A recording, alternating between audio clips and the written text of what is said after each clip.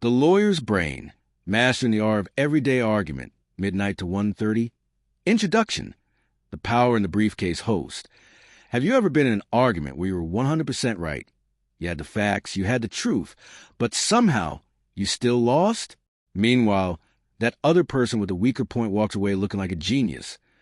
Most people think lawyers win cases because they've memorized every dusty law book in the library.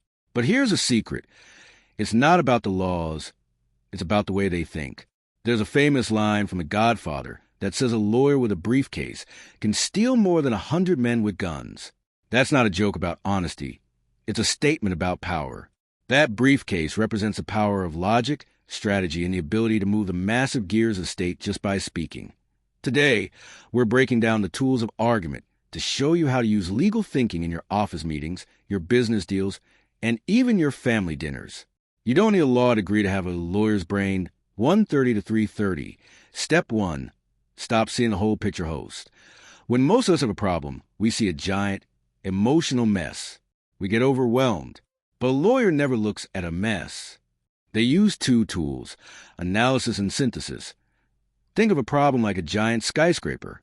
If you try to push the whole building over, you'll fail. A lawyer breaks that building down into individual bricks, which they call elements. They use if-then logic. If the specific condition is met, then this result must happen. Let's take a lie as an example. In everyday life, we just yell, "You're a liar," and start a fight. A lawyer breaks a lie into 5 bricks. Did the person make a statement? Was the statement actually false? Did the person know it was false? Did they intend to deceive you? Did that deception actually cause you harm?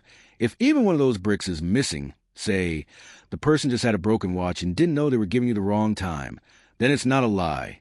It's just a mistake. By breaking it down, you stop the emotional explosion and find exactly where the argument is weak. 3:30 to 5:30. Step 2. The ultimate question and the loose thread host. Once you've broken the argument down, how do you win? You use the most powerful 4-word question in the English language. How do you know? In a heated debate, people usually get defensive and start making excuses. Don't do that. When someone makes a big claim, hit them with "how do you know?" This instantly shifts the burden of proof onto them. It forces them to produce the receipts, the witnesses, the documents, the evidence. This leads to the loose thread strategy. Imagine your opponent is wearing a beautifully knitted sweater. That's their big, fancy argument. You don't need to rip the whole thing apart. You just look for one tiny, unproven point, one loose thread where they can't answer, "How do you know?" You grab that thread, you pull, and the whole sweater unravels. You don't need to knock down the whole wall. You just pull out the one brick that doesn't have any cement on it, and the whole thing collapses on its own. 5:30 to 7:30. Step 3. Dodging the dirty tricks host. Now, what happens when you're right, but the other person starts playing dirty? Lawyers call these fallacies. The most common one is the ad hominem. This is when someone can't beat your argument, so they attack you personally. They'll say, "Well, you're just a Republican," or "You're just a Democrat. Why should we listen to you?" Our brains are wired for tribalism, so we often fall for this. But a legal thinker recognizes this is just a distraction because they have no facts. Then there's the rhyme is reason effect. This is wild. Psychological studies show that our brains think a sentence is truer if it rhymes or flows well. The most famous example, the O.J. Simpson trial. The lawyer said, "If it doesn't fit, you must acquit." Logically, a leather glove shrinking in a freezer has nothing to do with DNA evidence.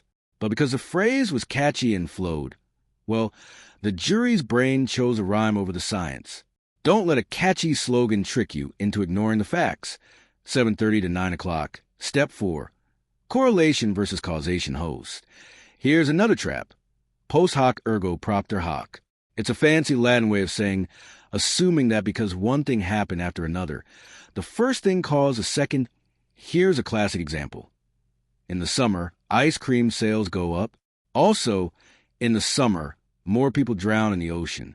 If you weren't thinking clearly, you might say, eating ice cream causes drowning. Obviously, that's ridiculous. The actual cause is heat. Heat makes people buy ice cream and go swimming. Politicians and marketers love this trick. They'll take credit for a sunny day just because they were in office when the sun came out. Always look for the hidden third factor, 9 to 11 o'clock. Step 5, the reasonable person and credibility host. Finally, how does the law decide who is responsible? They use a fictional character called the reasonable person. This isn't a real person. It's a yardstick for common sense. The law asks, what would a sensible, cautious person have done in this situation? In business, we call this due diligence.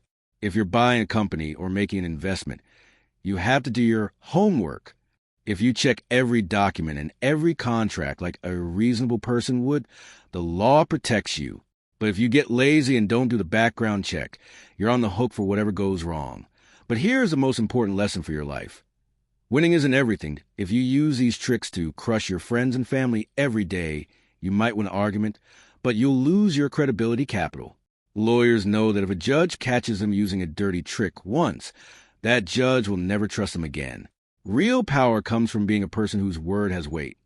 11 to 12 o'clock. Conclusion, the goal of thinking host. So, the next time you find yourself in a disagreement, don't just get loud. Break the problem into elements. Ask, how do you know? Watch out for ad hominem attacks and catchy rhymes. And always act like a reasonable person. These tools weren't made to help you lie. They were made to help you find the truth. In a world full of noise, thinking like a lawyer is the fastest way to find a clear, logical path to the finish line. Thanks for listening to The Lawyer's Brain. Now, go out there and make a reasonable argument.